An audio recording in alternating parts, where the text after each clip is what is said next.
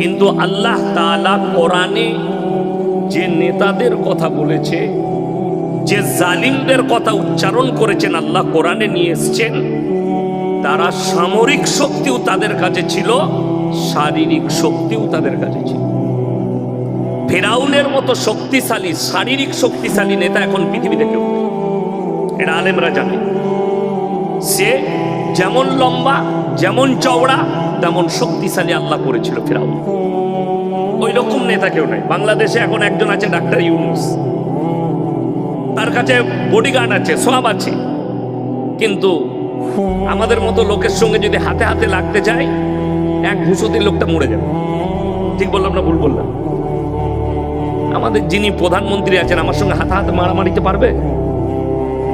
ওনার বয়স 60-70-70-এর কোটায়, আর আমার বয়স হচ্ছে 40-এর কোটায়। এখন 39 ঢুকে যায়, এখন 40 পা দিই না, তো আমার সঙ্গে পারবে না। কিন্তু বডিগার্ড আছে, সামরিক শক্তি। ফেরাউনের কাছে যে শক্তি ছিল সামরিক প্লাস শারীরিক শক্তি, তার মতো নেতাকে, তার মতো শক্তিশালী বাদশাকে, যে মিশরের মাটিতে দাঁড়িয়ে বলেছিল আলা রব্বুকুমুল আলা, আমি তোমাদের রব আর আমি সর্বশ্রেষ্ঠ, তার মতো নেতাকে আল্লাহ নিচুড়ে রস বার করে দিয়েছে। ঠিক কি? ফেরাউন চেয়েছিল মুসাকে মিটিয়ে দেবো, আল্লাহ তাকে মিটিয়ে দিলেন। তাহলে দুর্বল নমরুদ ইব্রাহিম আলাইহিসসালামকে, এই নমরুদ যার নাম করলাম, এর কাছেও সামরিক বাহিনী, সামরিক শক্তি প্লাস শারীরিক শক্তিও ছিল নমরুদের কাছে। তারপরে ইব্রাহিম আলাইহিসসালামকে আগুনে নিক্ষেপ করেছে। ইব্রাহিম নবী আল্লাহর কাছে মদদ চাইলেন, আল্লাহ তাআলা আগুনকে হুকুম জারি করে দিলেন, কুলনা ইয়া নারু কুনি বারদাও ওয়া সালামান আলা ইব্রাহিম, আগুন তুমি ক্ষান্ত হও, ইব্রাহিমের একটা পশমকে জ্বালাবার ক্ষমতা তোমার নেই। জোরে বলুন সুবহানাল্লাহ। ইব্রাহিম আলাইহিসসালামের একটা পশম আগুন জ্বালাতে পারেনি। আল্লাহ তাআলা বেজ্জতির সঙ্গে মৃত্যু দান করেছিলেন নমরুদকে। অত বড় নেতা, অত বড় শক্তিশালী, আল্লাহ বেজ্জতির সঙ্গে মৃত্যু দান করলেন। বর্তমানে আপনারা যে জলসা করেছেন, আপনার বীরভূম ডিস্ট্রিক্টের যদি কোনো এমপিকে দাওয়াত দিতেন, আমার সঙ্গে তো মুলাকাত করতে পারবেন? পারবেন না? পারবেন। আব্দুল হাফিজ ভাই বসে আছে, আমি ইনার হাত ধরতে পারবো, ইনি আমার গায়ে টাচ করতে পারবেন, মুলাকাত করতে পারবেন। আমি নেমে যখন যাব, কারোর ইচ্ছা গেলে আমার সঙ্গে মুলাকাত করতে পারবেন? পারবেন না? পারবেন না। কিন্তু একটা এমএলএ যদি আসে, একটা মন্ত্রী এলে, তার কাছে Y+ ক্যাটাগরির বডিগার্ড আপনি টাচ করতে পাবেন, তার হুকুম ছাড়া। তার কাছে এত বডিগার্ড। পৃথিবীতে এখন বর্তমানে সব থেকে বেশি সুরক্ষায় থাকে, সব থেকে বেশি ঘেরাটোপে থাকে পৃথিবীর দুটো প্রেসিডেন্ট। এক হচ্ছে রাশিয়ার ভ্লাদিমির পুতিন, দুই হচ্ছে আমেরিকার প্রেসিডেন্ট ডোনাল্ড ট্রাম্প, এর আগে ছিল জো বাইডেন। তাদের কাছে যে গাড়িটা আছে, সেই গাড়িটা মিসাইল মেরে দিলে মিসাইলটাকেও কভার করে নিবে, কিচ্ছু হবে না। তার যে কাঁচ আছে গাড়িটা, 0 পয়েন্ট থেকে মিসাইল ছুড়লে AK-47 টানা যদি 10 ঘন্টা গুলি চালানো হয়, কাঁচ ভেদ করতে পারবে না। কাঁচটা কি ম্যাটেরিয়াল দিয়ে তৈরি বুঝে নেন। সেই গাড়িটা দাঁড়িয়ে থেকে মিনিমাম 10 ঘন্টা যুদ্ধ করতে পারবে। গাড়ির ভেতরে ড্রাইভার যুদ্ধ করবে সুইচের মাধ্যমে, প্রেসিডেন্ট বসে থাকবে। কয়েকটা মিসাইল দিয়ে লেস আছে গাড়িটা, কয়েক হাজার গুলি দিয়ে লেস আছে গাড়িটা। কয়েক ঘন্টা লড়াই করবে। গাড়ির টায়ার উড়ে গেলে রিংয়ের ওপরে কমপক্ষে 2000 কিলোমিটার ছুটবে গাড়িটা, রিংয়ের উপরে। অতটা স্পিডে, রিংয়ের ওপরে 300 স্পিডে ছুটবে। গাড়িটার ফুল পাওয়ার আছে 500 স্পিড, যেটাই চাপে। ইমানদারির সঙ্গে বলুন, এত পাওয়ার, এত বডিগার্ড লেস হয়ে আছে, আল্লাহর কসম খেয়ে বলছি, তারপরও দুর্বল।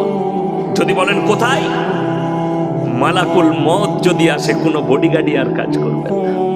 ঠিক বললাম না ভুল বললাম? মৃত্যু এলে কাজ করবে কারো কিছু?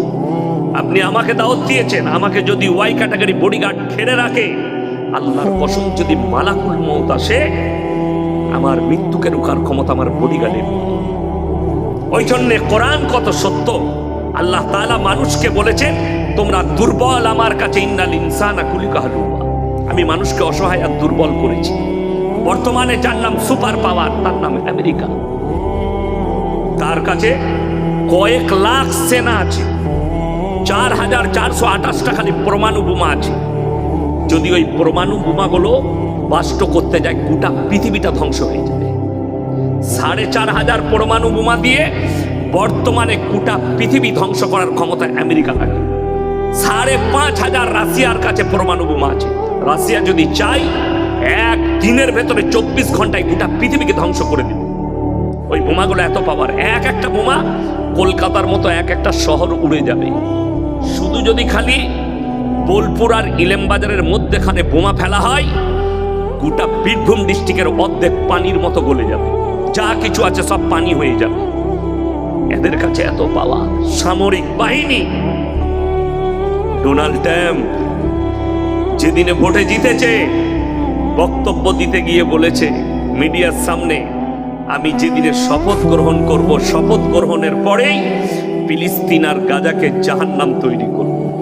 আল্লাহ তার শপথের আগে জাহান্নামের নাজারা কি হয়, ক্যালিফোর্নিয়ার জঙ্গলে আগুন ধরিয়ে আল্লাহর কুদরতি বালা এলো, শুধু সেখানেই সীমিত থাকেনি, গোটা লস অ্যাঞ্জেলেস শহরটাকে গিলে ফেলেছে। সেখানে এমন একটা বাড়িতে আগুন লেগেছে, গোটা ভারতবর্ষে একটাই বাড়ি আছে।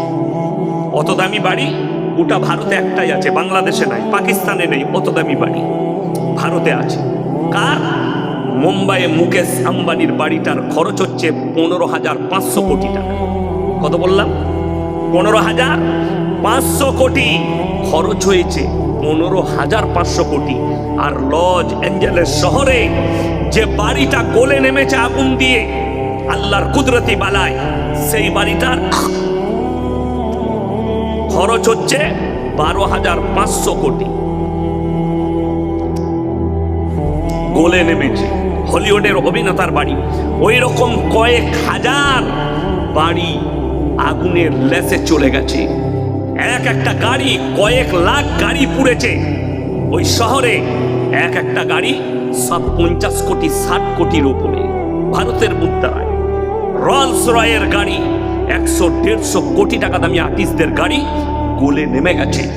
3 দিন পরে আমেরিকার 75,000 সেনা হাঁটু গেড়ে দিয়েছে কুদরতি বালার কাছে। আগুন আমাদের আয়ত্তের বাইরে।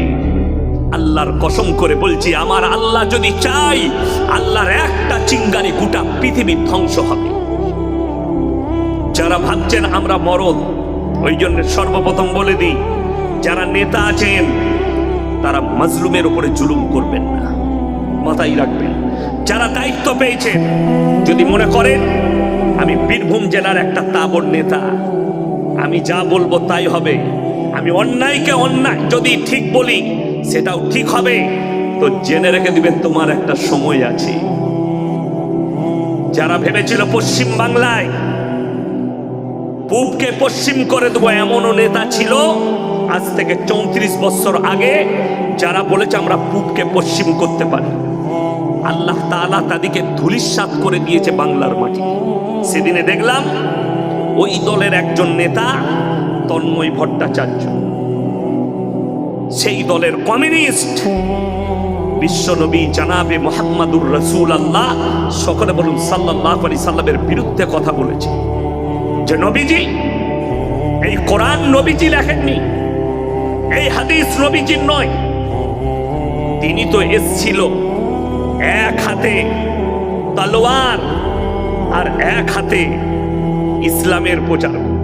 আজকে দেখলাম ওই হারামের আওলাদ সাফাই দিয়েছে, বলছে আমি যা বলেছি ঠিক বলেছি। আমি খালি চিন্তা করছি, নুপুর শর্মার বিরুদ্ধে গোটা ইলেমবাজার কেঁপে গেল, কলকাতা কেঁপে গেল, পশ্চিমবাংলা কেঁপে গেল। ওই মৌলবীগুলোকে আমি খুঁজছি যারা এখনো পর্যন্ত চুপচাপ বসে আছে।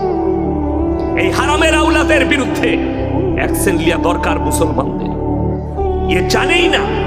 আমি চ্যালেঞ্জ ছুড়লাম তন্ময় ভট্টাচার্যকে, যদি তোমাকে তোমার বাপ জন্ম দিয়া থাকে, আশা করি কমিউনিস্ট হলে ও হারামের আওলাদ হবেই হবে, তার মানে নাস্তিক।